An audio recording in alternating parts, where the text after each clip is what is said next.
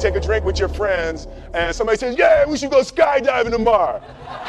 And you go, yeah, we'll go skydiving tomorrow. Yeah, yeah. And you go, yeah. And everybody goes, yeah. So then that night you're laying in your bed and you just keep, and you're terrified. You keep imagining over and over again jumping out of an airplane, and you can't figure out why you would do that. You wake up the next day and you go, down and you say where you were going to meet and everybody's there. So you get in the van and you're like, oh my God. And your stomach is terrible. You can't eat and everything, but you don't want to be the only punk who doesn't jump out of this airplane. So you fly and you go up to 14,000 feet, and somebody opens the door, and in that moment you realize you've never been in a freaking airplane with the door open, and you're looking out down to death. And they say, on 3, and they say, 1, 2, and he pushes you on 2 because people grab on 3, and you go, and you fall out of the airplane, and in 1 second, you realize that it's the most blissful experience of your life. You're flying. There's zero fear. You realize that the point of maximum danger is the point of minimum fear. It's bliss. Why were you scared in your bed the night before? What do you need that fear for? Everything up to the stepping out, there's actually no reason to be scared. It only just ruins your day. The best things in life on the other side of terror, on the other side of your maximum fear, are all of the best things in life.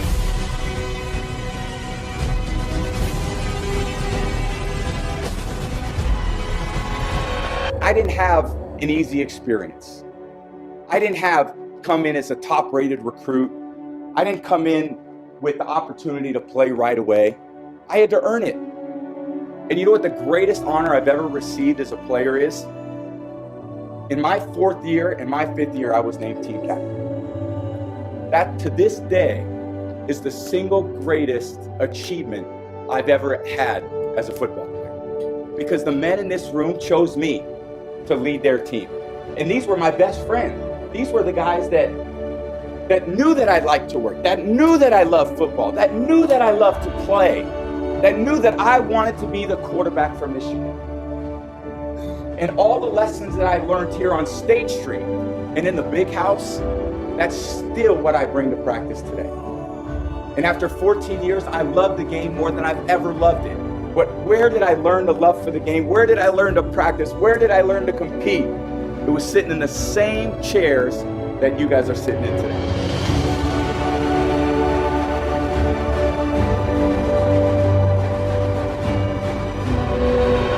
There was a young man who, he wanted to make a lot of money, and so he went to this guru, right? He told the guru, I want to be on the same level you on. And so the guru said, if you want to be on the same level I'm on, I'll meet you tomorrow at the beach at 4 a.m. He liked the beach. I said, I want to make money. I don't want to swim. Guru said, if you want to make money, I'll meet you tomorrow, 4 a.m. So the young man got there at 4 a.m. He all ready to rock and roll, got on the suit. The old man grabs his hand and said, how bad do you want to be successful? He said, real bad. He said, walk on out in the water. When he walks out to the water, it goes waist deep. So he like, this guy crazy. I want to make money. He got me out here swimming. So the old man said, I thought you said you wanted to be successful. He said, I do. He came, dropped his head in, held him down, hold him down. Just before my man was about to pass out, he raised him up. He said, I got a question for you. He said, when you were underwater, what did you want to do? I said, I wanted to breathe. He told the guy, he said, when you want to succeed as bad as you want to breathe, then you'll be successful. And I'm here to tell you, number one, that most of you say you want to be successful, but you don't want it bad. You just kind of want it. You don't want it badder than you want to party. You don't want it as much as you want to be cool. Only those who risk going too far can possibly find out how far one can go. Are you hearing me? You don't count the cost on this one. You don't count the cost on this one. You just do what you got to do on this one, and then you look back when it's all over and you see the rewards. You look back and you see the accomplishments. You don't count it. You just look back and you see that you succeeded. So what I'm telling you is, you can't count the cost, because if you count the cost and you see how much it costs, you might quit, you might give up. So you got to go in knowing that I don't count the cost. Listen to me, you don't count how many breaths you take. You don't count it. You get to a point where you don't count it. You just do whatever it takes to get whatever you want.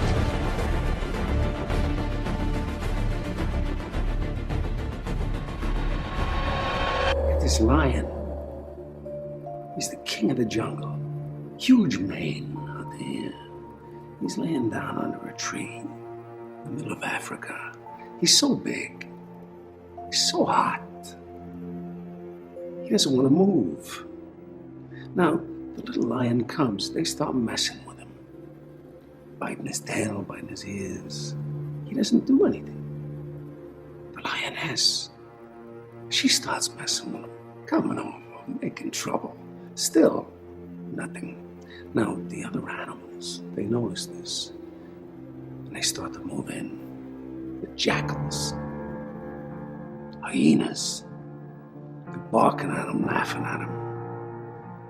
They nip his toes and eat the food that's in his domain.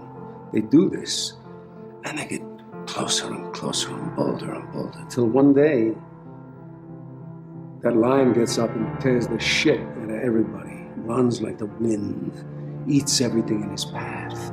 Because every once in a while, the lion has to show the jackals who he is.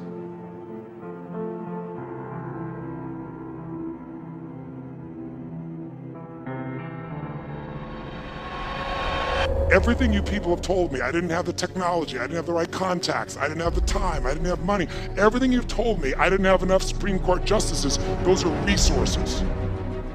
And so you're telling me I failed because I didn't have the resources. And I'm here to tell you what you already know. Resources are never the problem. It's a lack of resourcefulness is why you failed. Because the ultimate resources are emotional states. Creativity, decisiveness, passion, honesty, sincerity, love. These are the ultimate human resources. And when you engage these resources, you can get any other resource on earth. Resourcefulness is the ultimate resource. And if you don't have what you want, stop telling yourself the story because you don't have the money, you don't have the time. That's bullshit. It's because you haven't committed yourself where you would burn your boats. If you want to take the fucking island, burn your fucking boats. And you will take the island because people, when they're going to either die or succeed, tend to succeed.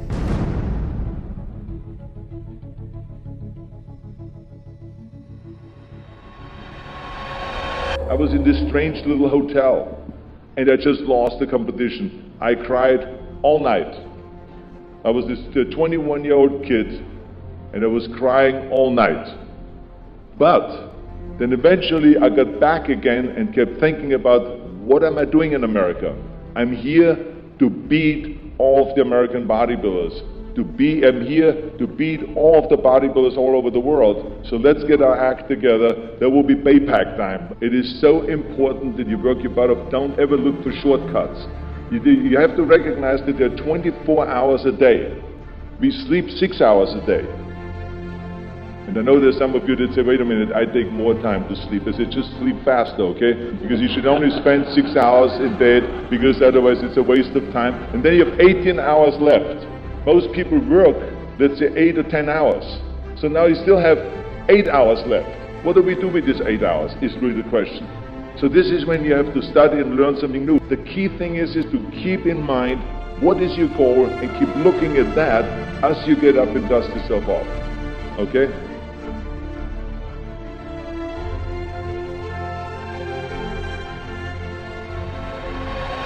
He sleeps on the floor.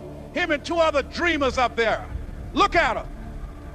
It was hard, ladies and gentlemen, coming to speak to people. And I was facing financial difficulties in my own life. I was behind on my bills and my dreams, and I'm saying to them, you can live your dream. It was hard, ladies and gentlemen. It was very difficult to pick myself up each day believing that I could do it. There were times that I doubted myself. I said, God, why is this happening to me? I'm just trying to take care of my children and my mother. I'm not trying to steal or rob from anybody. Why did this have to happen to me? It was very hard. And here's what I want to say to you. For those of you that have experienced some hardships, don't give up on your dream. No one could have convinced me by holding on, by continuing to push forward, by continuing to run toward my dream. It's a long shot, ladies and gentlemen, from Liberty City, an abandoned building on a floor, never knowing my mother or father. It's a long shot being here with you today in this dome. in Atlanta. It's a long shot. No college training, labeled educable, mentally retarded. But I kept running toward my dream. Don't stop running toward your dream. I've had my shares of ups and downs. I've had many struggles. I've had blood clots in both my lungs at the same time, and I lived through tragedies and controversies, and people looked down on me, put me down because I didn't look like them. I look stronger. I've had people look past me because of the color of my skin. I've had people overlook me because I was a woman. I had critics say I will never win another Grand Slam when I was only at number 7, and now here I stand today with 21 Grand Slam titles, and I'm still going. And I cannot help but think of my favorite poet, Maya Angelou, and she has this poem called "And Still I Rise." So here it goes. You may write me down in history with your bitter, twisted lies. You may trod me with the very dirt, but still, like dust, I rise. Just like moon and suns with the certainty of tides, just like hopes and springing high, still I rise. Did you want to see me broken? Bowed head and lowered eyes, shoulders falling like teardrops weakened by my soulful cries. Out of the huts of history's shame, I rise. From a past that's rooted in pain, I rise. Into the daybreak that's wonderfully clear, I rise. Bringing the gifts that my ancestors gave, I rise. I am the dream and the hope of a slave, I rise, I rise, I rise.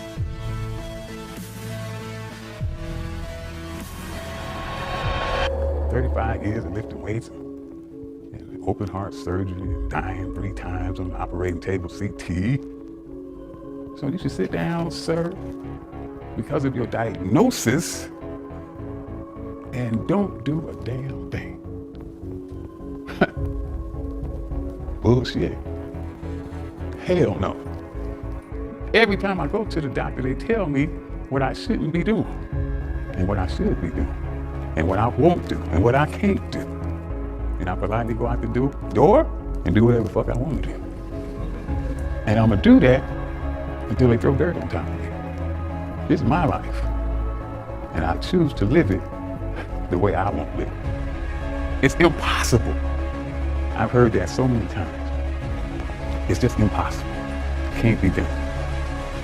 It is impossible until some crazy son of a bitch has the audacity to believe that no matter what the expert or the doctor says, I can still do that shit. Will is the key. Willpower. Anytime that you give your best effort, that you give everything that you possibly can give, that is satisfaction, and know that I did my absolute best. I did all I could do. There's victory in that. Remember what you are. Remember what you are. Remember who the fuck you are.